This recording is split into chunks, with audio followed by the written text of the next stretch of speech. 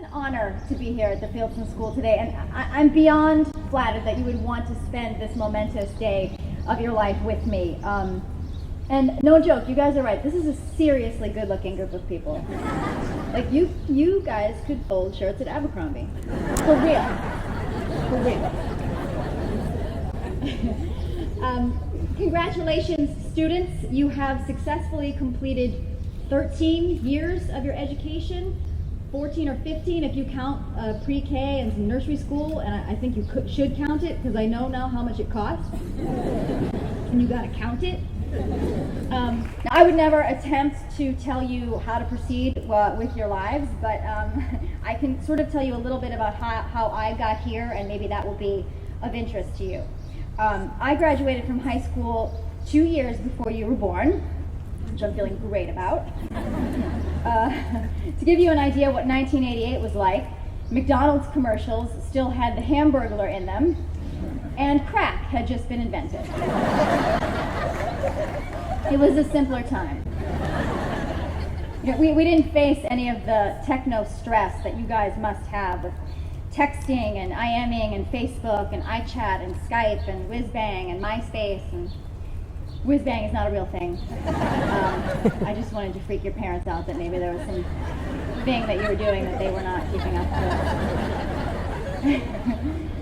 But we didn't have any of that stuff. You know, once we got home from school and sat down with a tube of Pringles to watch Oprah, we were pretty much cut off from the outside world until the next morning. And I prefer it that way. I wouldn't want to be 14 or 15 or 16 today. There are just so many different electronic devices for boys to not call you on. You know, I don't need someone breaking up with me on Xbox Live. I don't need that. I mean, when Ben said that he sent someone an email in 4th grade, I almost fainted. 4th grade, you guys had email, oh my God. After high school, I went to study drama at the University of Virginia and playwriting there, and this part I'll tell you because I think the parents like to hear it. The University of Virginia, where I never drank and remained a virgin. One of those things was a choice.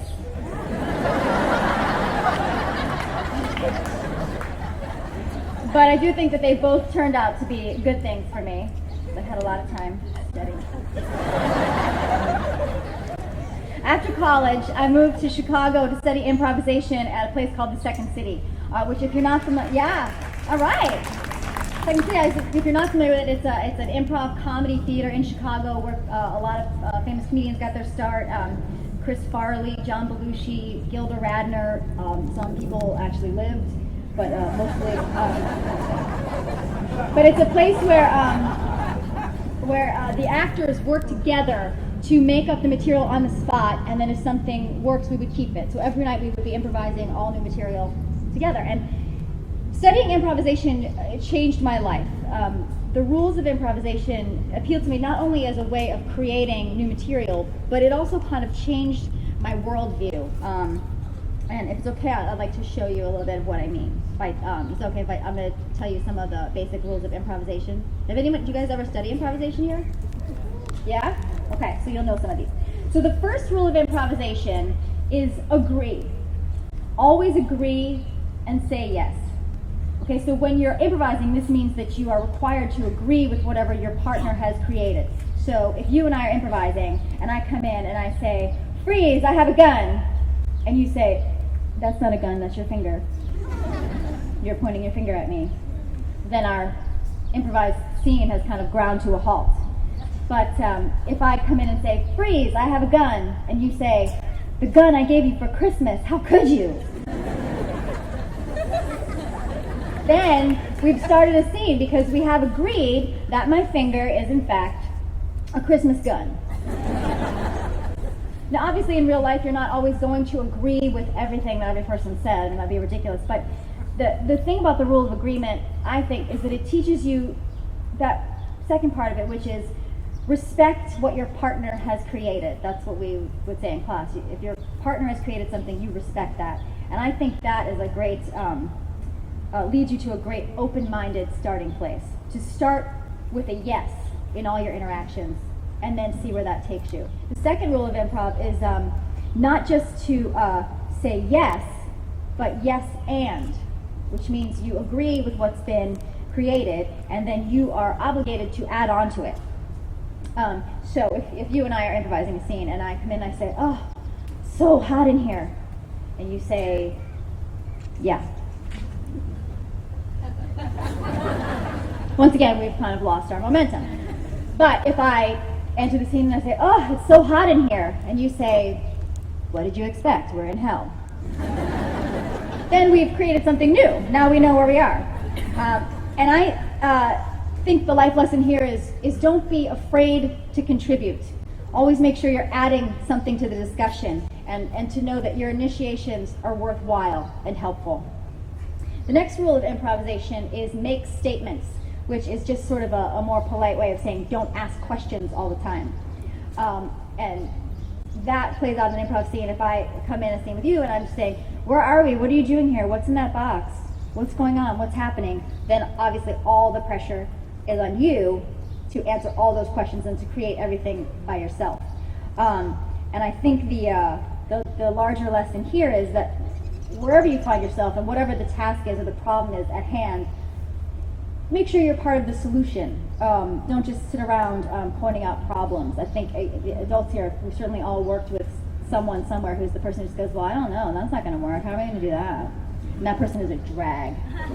You don't want to be that person in your office, wherever you end up. Another rule in improvisation is to stay in the present.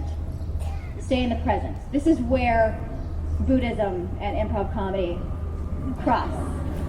Because obviously the present is the most interesting place to be. If I start a scene by saying, where's my boyfriend Ben? If I say, Ben, I love you. And you say, one time, 15 years ago, I read a book about cats. We're at cross purposes. But if we're in the present,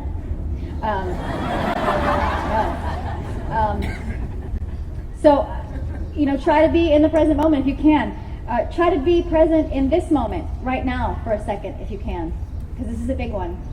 And look at the person next to you and take them in. Because you don't know, you might not see them for a while. The next time you see them, they might be bald. They might be pregnant. They might be wearing a spacesuit. I don't know what's going to happen. We might have to wear spacesuits soon. Another improv class rule that I always liked, it was more of a saying than a rule, but was the saying, follow your fear. Follow your fear, which in improv usually leads to someone making you sing an improvised song, or worse, an improvised rap, which is the worst thing that can happen to anyone. But the larger thing is the notion that if something scares you a little bit, it may mean that you should do it. Now, follow your fear does not mean you should get in the car with a weirdo in the mall parking lot. But it does mean that there may be moments in your life when something comes up, a chance to move to a new city, my God, a chance to move to another continent to go to school, a chance to read your short story out loud, and you may feel a lot of fear, and that fear may mean that you should definitely do it. Finally, my favorite, and don't worry, final rule of improvisation that I'll tell you about, is that there are no mistakes. There are no mistakes. Which, if I start an improv scene and I'm coming toward you and I'm carrying what I think is a birthday cake for you, and you say, my pet tiger, thank you. It's your pet tiger now. That's it. It's your pet tiger, and we're moving forward. And I think the idea of living in a world where there aren't mistakes, there are only choices, and we move forward from our choices is a pretty great world to live in. And learning all these rules sort of shaped my outlook permanently, and I feel like it made me a more positive, hopeful person. To this day, because I'm an improviser, if I'm in a business meeting or anything with someone, and I'm always sort of jarred if they're a person whose first answer is always like, no, well, that's not possible, or I don't know, I don't think we can do that. I'm always like, how about yes? Or how about yes? It's just a different way of looking at everything. And as a very hopeful person, I have very high hopes for all of you. We're obviously living in historic times. To the young women in this class, I'm happy to look at you guys and say that I don't think any one of you will be the first female president of the United States. I think you will be the second or the third. Mrs. Clinton's campaign ended this week, just 3 months after it was over.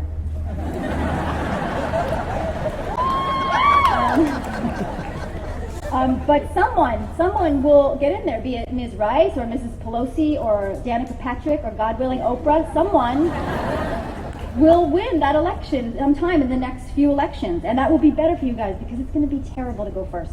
It's going to be terrible. They're going to spend so much time. The first woman president, all they're going to talk about is her haircuts and whether her menstrual cycle is affecting the Dow Jones. It's going to be ridiculous. And then we'll be able to move past that ridiculousness and laugh about it.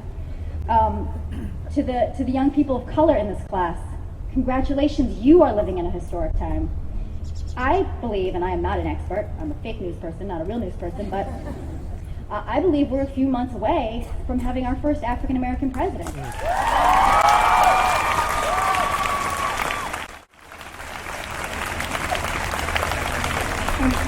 Once that barrier is broken, we can only be 5 or 10 years away from seeing an African American person on Gossip Girl. Things are going to change. But honestly, that is unbelievably important. If you look, things have been so ridiculous so recently. We're both too, thankfully I can say I'm also too young to remember this, but when John F. Kennedy ran for president, they were worried because he was Catholic that he was going to take orders from the Pope. That was not 200 years ago. That was in the 60s. So all these ridiculous misconceptions are falling away, and we're so step by step closer to diversity being a reality and not just something you see on 24. It's so close to being real. And I'm so happy for you guys that you're going to have to live through less of the nonsense part. And to the young white males in this audience, to the young white males in this audience, I want to say, it's going to be okay. We're still going to let you run almost everything. Because I think it must be a weird time to be a young white guy because it seems like everyone is so psyched to get rid of you.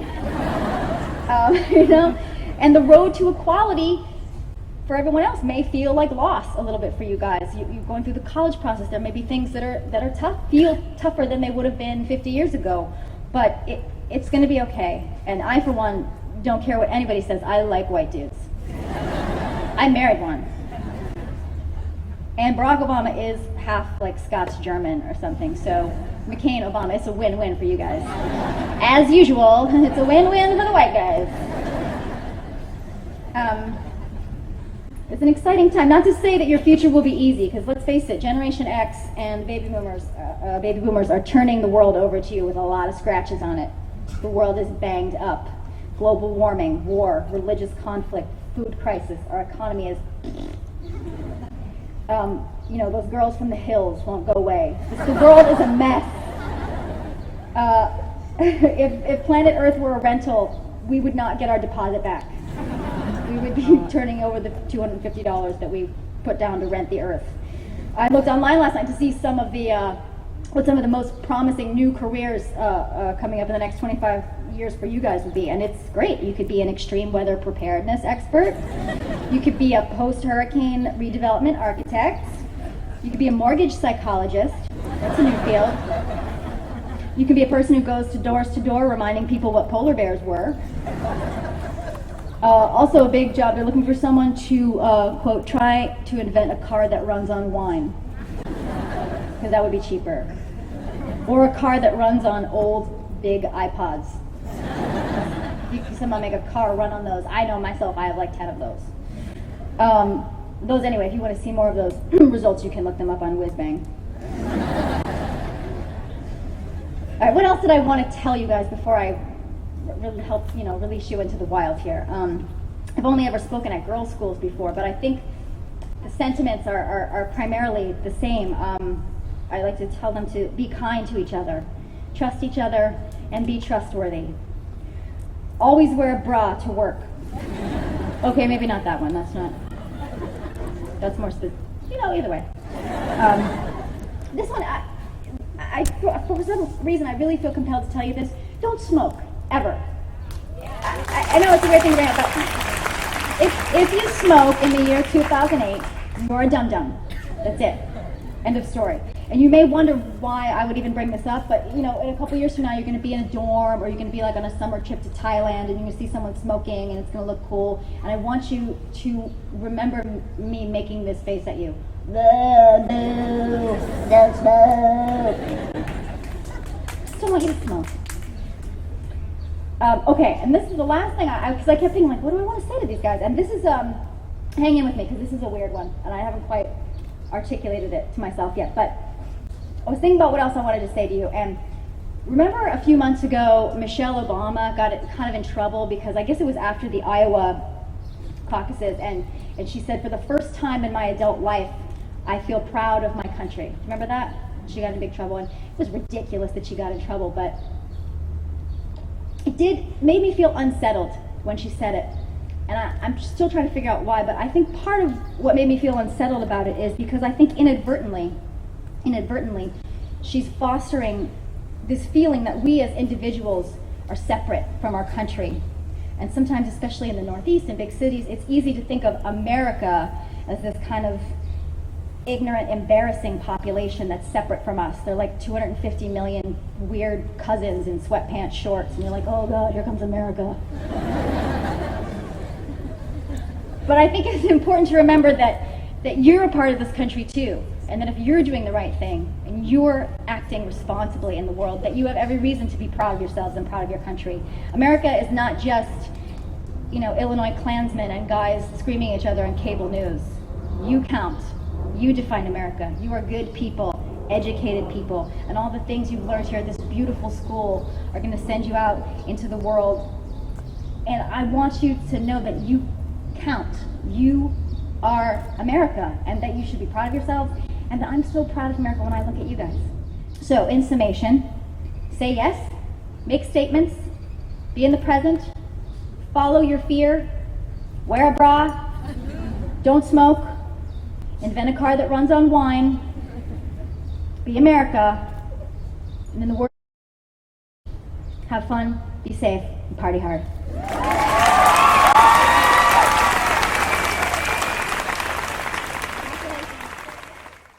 I've lost my train of thought. Oh yes, it's not just for gays anymore.